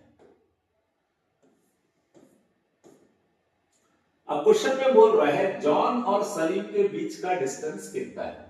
तो बच्चों आप देख रहे हो ये कौन है, सलीम, ठीक। ए में कौन बैठा है, जॉन। अब इन दोनों के बीच का डिस्टेंस पूछ रहा, तो ये इन दोनों के बीच का डिस्टेंस होगा बच्चों, ठीक। ये डिस्टेंस कैसे निकालेंगे, तो आप देख रहे हो यहां का कोऑर्डिनेट कितना है 9, यहां का कोऑर्डिनेट कितना है 3, तो दोनों के बीच का डिस्टेंस कितना होगा, डिस्टेंस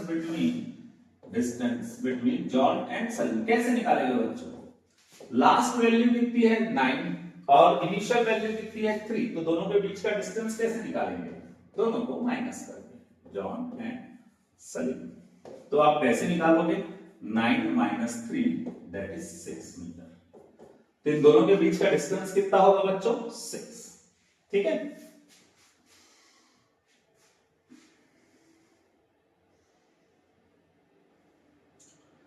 नेक्स्ट क्वेश्चन बच्चों एकदम कॉमन सेंस वाला है। आपको क्वेश्चन में पूछ रहा है give one example each for a binomial degree. Binomial मतलब जिसमें बच्चों दो वैल्यूज दी हुई रहती है, सपोज 6x प्लस 9, ये दो वैल्यू दी है, पहला वैल्यू और ये दूसरा वैल्यू, तो ये हो गया बाइनोमियल। पर यहां पर दिया हुआ है डिग्री 3, यानी x का हाईएस्ट पावर कितना होगा बच्चों 3। तो बाइनोमियल बोला मतलब दो वैल्यू रहेगा, डिग्री 3 बोला मतलब इसका हाईएस्ट डिग्री कितना रहेगा 3।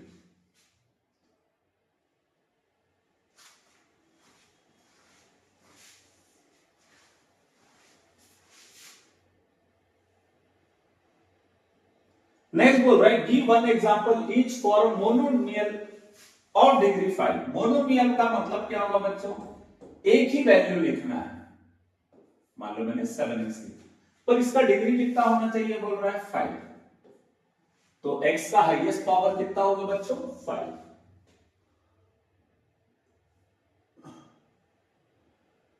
क्वाड्रेटिक पॉलिनोमियल लिखने बोल रहा है। क्वाड्रेटिक पॉलिनोमियल मतलब क्या होता है बच्चों, जिसका हाईएस्ट पावर कितना रहता है 2। ठीक, इसमें ना नंबर्स का कोई रिस्ट्रिक्शन नहीं दिया है, तो हमने इसको x² फिर x फिर जिसमें x नहीं है ऐसा इस फॉर्मेट में लिख दिया। क्या होता है बच्चों, क्वाड्रेटिक पॉलिनोमियल बोला है मतलब उसका हाईएस्ट पावर 2 रहेगा, 2 के बाद 1, 1 के बाद जिसमें x नहीं है उसको लिखना है। Next a constant polynomial. Constant polynomial मतलब जिसमें x नहीं रहता बच्चों, कोई भी नंबर हो सकता है, सपोज मैंने 18 लिख दिया, तो हमारा कांस्टेंट पॉलिनोमियल का वैल्यू कितना आ जाएगा 18।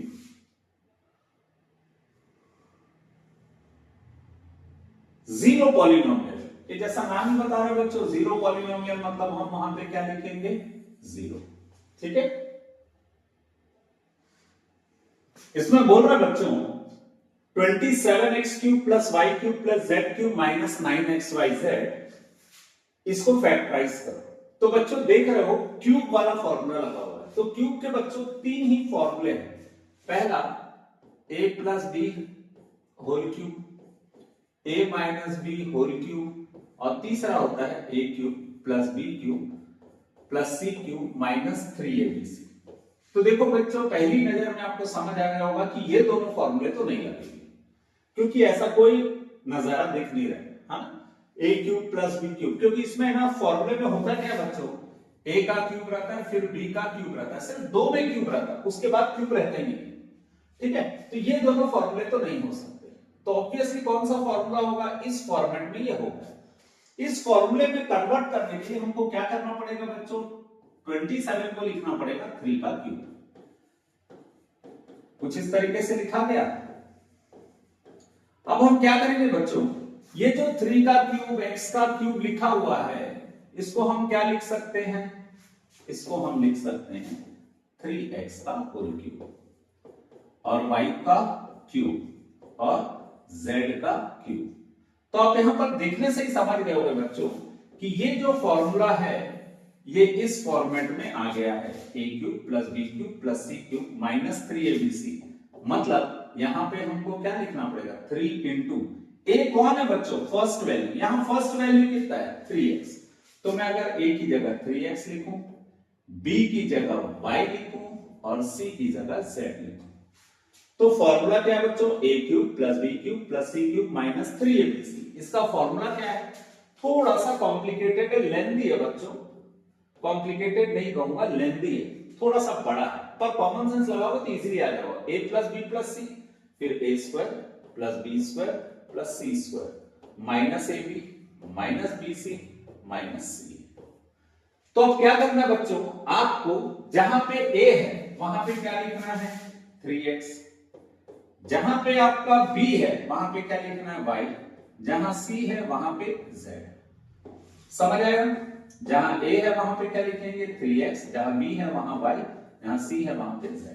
ठीक, तो ये इस फॉर्मेट में आ गया बच्चों, यानी हमने इसको रिजॉल्व किया तो ये ऐसा आया। तो इसका फैक्टराइजेशन क्या होगा, इसका फैक्टराइजेशन होगा a plus b plus c, यानी a plus b plus c, फिर a का स्क्वायर मतलब 3x का स्क्वायर, b का स्क्वायर मतलब y का स्क्वायर, z का square 3x into y minus y into z minus z into 3x।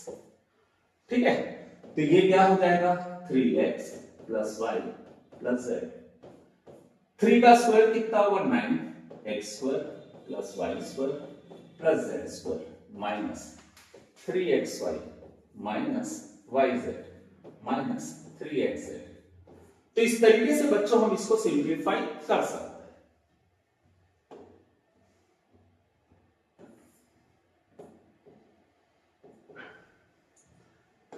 Next question देखो बच्चों, ए क्यूब बी क्यूब, सिर्फ दो में क्यूब रहेगा, सिर्फ दो में, तो हमेशा याद रखिएगा बच्चों इसमें या तो a plus B whole cube लगेगा या a minus B whole cube लगेगा।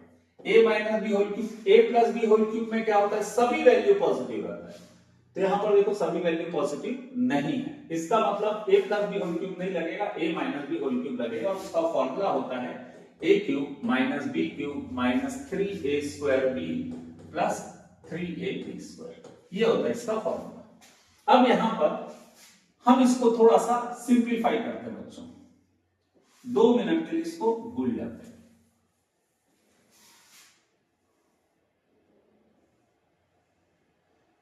हम इसको सिंप्लीफाई करते हैं। 64 को क्या लिख सकते हैं बच्चों, 4 का क्यूब a का क्यूब। 27 को क्या लिख सकते हैं, 3 का क्यूब b का क्यूब। ये अभी हमें पता नहीं, इसलिए इसको जैसा है वैसी का वैसे लिख देते हैं। ठीक है बच्चों, हम मेहनत किसमें करते हैं, स्क्वायर में। तो आप देख रहे हो 4 में भी क्यूब है, a में भी क्यूब है, तो अपन क्या लिख सकते हैं, 4a का क्यूब। 3 में भी क्यूब, b में भी क्यूब, तो 3b का क्यूब। अगर आप इसको अब कंपेयर करो तो बच्चों ये क्या हो गया, a का क्यूब माइनस b का क्यूब। और अगले स्टेप में अगर हम लिखते हैं 3a स्क्वायर, a हमने किसको लिया था, 4x को, ठीक।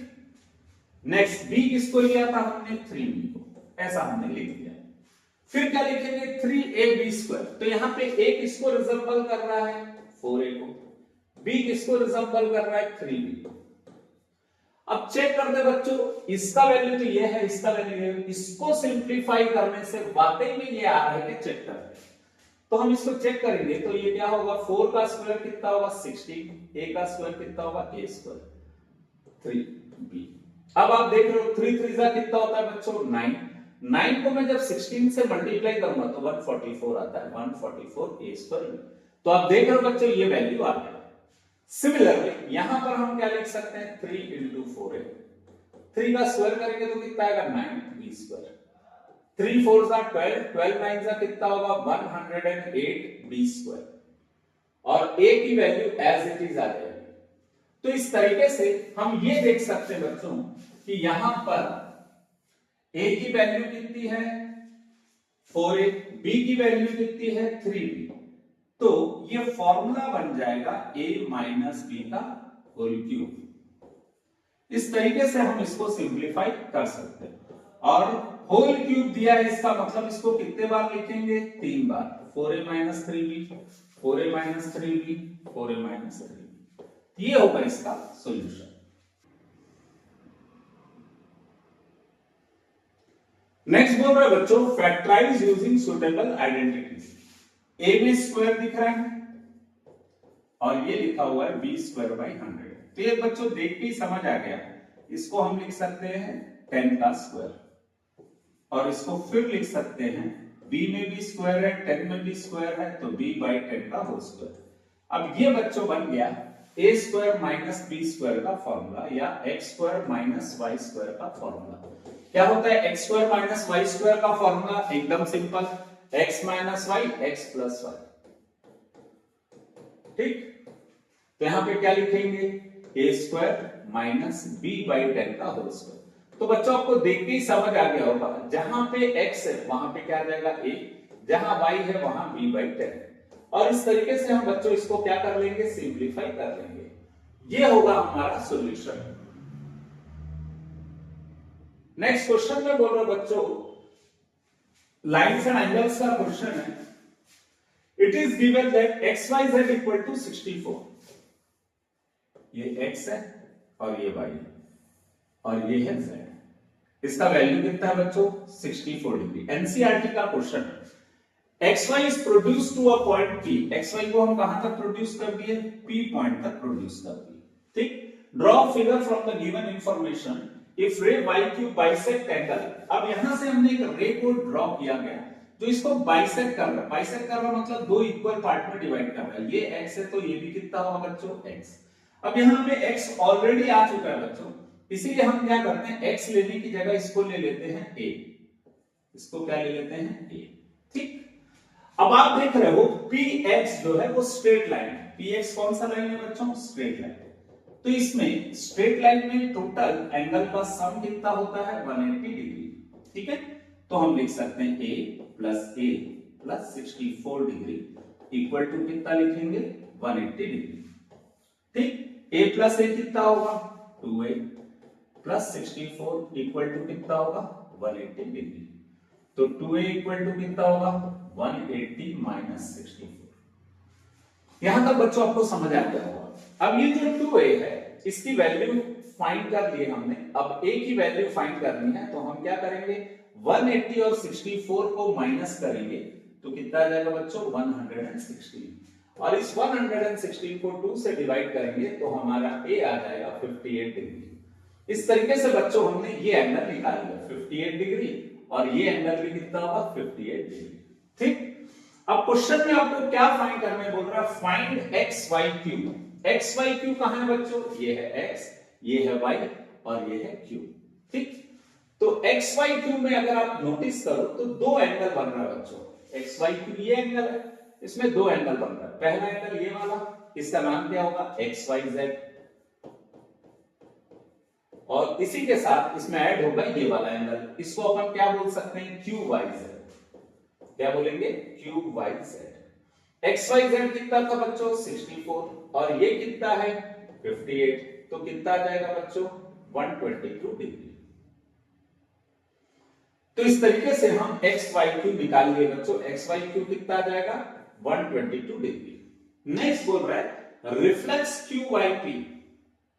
बच्चों एक चीज याद रखिएगा, कभी भी आपको रिफ्लेक्स निकालना है, ये रिफ्लेक्स निकालना है, रिफ्लेक्स किसी भी एंगल का रिफ्लेक्स निकालना है, जैसे क्यू वाई का रिफ्लेक्स निकालना है तो उसको 360 से उस एंगल को माइनस कर देते हैं। इसका मतलब 360 डिग्री में हम क्यू वाई पी को माइनस कर देंगे और क्यू वाई पी कितना बच्चों? 58 डिग्री। तो reflex of Q Y P कितना आएगा? 360 में 58 को माइनस करेंगे तो आ जाएगा 302 डिग्री। बच्चों क्वेश्चन के डायग्राम को अच्छे से बनाइएगा, इजीली आपसे सब चीज बन जाएगा। If two line intersect each other then prove that vertically opposite angles are equal. इसमें दो क्वेश्चन दिया हुआ है। If two line intersect each other then prove that vertically opposite angles are equal. तो हम क्या करते हैं बच्चों? पहले हम दो लाइन ड्रॉ कर लेते हैं। ये पहला लाइन है AB, इसको हमने क्या नाम दिया? AB। और ये दूसरा लाइन है जिसका नाम क्या है? CB। हमको क्या प्रूफ करना है बच्चों? वर्टिकली ऑपोजिट एंगल्स क्या है? Equal. Means we have to proof angle 1 किसके इक्वल है? 3 के, एंड एंगल 2 किसके इक्वल है? 4 के। ये हमको प्रूफ करना है। तो बच्चों इसके लिए हम क्या करते हैं? इन स्ट्रेट लाइन पहले कौन सा लाइन ले लेते हैं? AB। पहले कौन सा लाइन ले लेते हैं बच्चों? AB। इस AB स्ट्रेट लाइन में आप देख रहे हो इन दो एंगल का सम कितना होगा? 180 degree. Angle 2 plus angle 3 equal to कितना होगा? 180 डिग्री। रीजन क्या है? एक स्ट्रेट लाइन है बच्चों, तो इसको हम कौन सा लाइन बोलते हैं? By linear pair. इसको कंसीडर करते हैं फर्स्ट इक्वेशन। सिमिलरली हम दूसरा लाइन किसको ले लेते हैं? CD। तो इन स्ट्रेट लाइन CD। अब बच्चों CD में भी हम क्या करेंगे? इसी से अटैच 3 + 4 इक्वल टू कितना होगा? 180। और इसका रीजन भी सेम होगा बच्चों, क्या होगा? बाय लीनियर पेयर, क्योंकि ये भी स्ट्रेट लाइन है। सॉरी। अब इन दोनों स्ट्रेट लाइन को अगर आप नोटिस करो तो क्या होगा? फ्रॉम इक्वेशन 1 and 2 दोनों को नोटिस करो बच्चों, दोनों का क्या सेम है? Right hand side. तो दोनों का लेफ्ट हैंड साइड भी क्या रहेगा? सेम। 2 + 3 इक्वल टू कितना होगा? 3 + 4। तो आप देख रहे हो बच्चों 3 3 कैंसिल हो जाएगा, 2 इक्वल टू कितना रहेगा? 4। तो एक पेयर को हमने प्रूफ कर दिया कि एंगल 2 किसके इक्वल है? एंगल 4 के।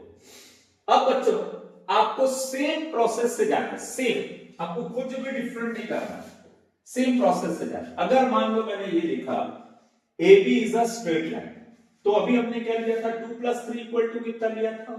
180 डिग्री। अब ऐसा भी कर सकते हो 2 प्लस 3 लेने की जगह आपने ऐसा लिया था ना, अब आप ऐसा कर सकते हो 1 प्लस 4 को क्या ले लेते हैं 180, किसको ले लेते हैं 180, 1 प्लस 4, ठीक। अब उसके बाद जब आपने AB को ले लिया, अब आपको किसको लेना है बच्चों, CD को। तो CD के लिए आप क्या कर सकते हो, इसी चीज को फॉलो कर लो बच्चों, ठीक, इसी चीज को, एंड एक को चेंज कर दिया आपने, दूसरे को चेंज मत करना। Angle 3 plus angle 4 equal to कितना होगा 180। अब आपके साथ यहां पे क्या होगा, मैंने ये बोला बच्चों, पहले आप इसको लिए थे, इन दोनों का सम 180, अब आप क्या कर रहे हो 1 प्लस 4 180 लिए, ठीक। लेकिन जो स्ट्रेट लाइन सी दी है उसके लिए इसी वैल्यू को कंट्रीब्यूट करना, 3 प्लस 4 इक्वल टू कितना होगा 180। अब इन दोनों का राइट हैंड साइड सेम है तो लेफ्ट हैंड साइड भी क्या होगा सेम, और लेफ्ट हैंड साइड सेम होगा तो हम क्या लिख सकते हैं, angle 1 plus angle 4 is equal to angle 3 plus angle 4। तो 4 4 क्या हो जाएगा आंसर, एंगल 1 इक्वल टू कितना आएगा बच्चों, एंगल, यही प्रूफ करना था, ठीक है। इस तरीके से ये क्वेश्चन क्या हो जाएगा बच्चों, सिंपलीफाई। अब क्वेश्चन नेक्स्ट बोल रहा है, if lines AB and CD intersect each other at point O, दो लाइन है एक दूसरे को कहां इंटरसेक्ट कर रही है, O पे, ये है AB और ये लाइन क्या है बच्चों CD, ये दोनों एक दूसरे को कहां इंटरसेक्ट कर रही है, O पे। एंगल AOD, एंगल AOD कौन सा है बच्चों, ये वाला। एंगल DOB कौन सा है, ये वाला। ये किस रेशियो में, angle AOD ratio angle DOB is equal to कितना होगा 3:7। देयरफॉर एंगल AOD कितना होगा 3x, एंगल DOB कितना होगा 4x, ठीक है। हमने जब भी रेशियो में दिया रहता है तो हम किस में ले लेते हैं बच्चों, x के साथ ले लेते हैं उसको। अब देखो बच्चों AB कौन सा लाइन है, स्ट्रेट लाइन, और स्ट्रेट लाइन में ये एंगल 3x है और ये एंगल कितना है 4x, तो AB is a straight line. और आपको मालूम है बच्चों कोई भी स्ट्रेट लाइन रहता है तो उसमें दोनों एंगल का सम कितना रहता है 180 degree. AOD plus BOB equal to कितना रहेगा 180 डिग्री बाय लीनियर पेयर, ठीक है। अब एकदम हलवा हो गया बच्चों, ये है 3x ये है 4x इक्वल टू कितना है, एक गलती हो गई बच्चों, ये 7 है, गलती से मैंने 4 ले लिया था, क्या है ये 7, तो यहां पर हम क्या लिखेंगे 7, 3:7 7, यहां पे क्या लिखेंगे 7। तो 3x प्लस 7x कितना होगा 180, that is 10x equal to कितना होगा 180, तो x इक्वल टू कितना होगा 180 divided by 10, x equal to हो जाएगा 18। तो इस तरीके से बच्चों हमने x की वैल्यू फाइंड कर ली, पर हमारा मकसद x नहीं फाइंड करना था, हमारा मकसद क्या था, ऑल द एंगल्स को फाइंड करना था, पूरे एंगल्स को फाइंड करना है, ठीक है। तो हम क्या करते हैं बच्चों, हम पहले लेते हैं एंगल AOD, इस AOD का वैल्यू कितना है बच्चों 3x, x की वैल्यू कितनी है 18, 18 3 जा कितना होगा 54, तो एंगल AOD इक्वल टू कितना होगा बच्चों 54। अब आप एक चीज नोटिस कर लो बच्चों, AOD जो है वो किसके जस्ट सामने है BOC के, तो हम बोल सकते हैं angle AOD is equal to angle BOC। Reason क्या लिखेंगे, वर्टिकली ऑपोजिट एंगल, रीजन क्या लिखेंगे बच्चों, वर्टिकली ऑपोजिट एंगल। तो AOD 54 डिग्री है तो BOC भी कितना होगा 54 डिग्री। इस तरीके से बच्चों हम AOC और BOC का वैल्यू फाइंड करेंगे। अब हमको क्या फाइंड करना बच्चों DOB, और DOB का वैल्यू कितना था 7x, DOB का वैल्यू कितना था 7x, x की जगह क्या पुट करेंगे बच्चों 80, तो ये आ जाएगा 126।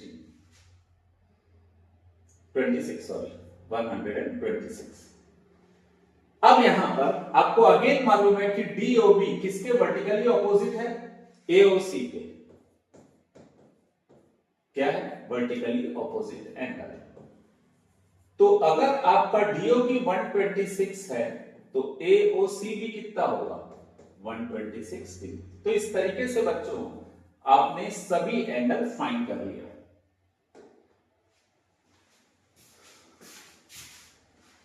तो बच्चों इस तरीके से हमने मिड टर्म एग्जामिनेशन के क्वेश्चंस को सॉल्व किया है। आप लोग से रिक्वेस्ट है बच्चों, हर क्वेश्चन को अच्छे से प्रैक्टिस करिएगा। कोई भी डाउट होगा तो कमेंट सेक्शन में पूछ लीजिएगा। इंपॉर्टेंट क्वेश्चन है बच्चों, अच्छे से प्रैक्टिस करिएगा और अपने कंसेप्ट को क्लियर करिएगा। All the best, thank you very much.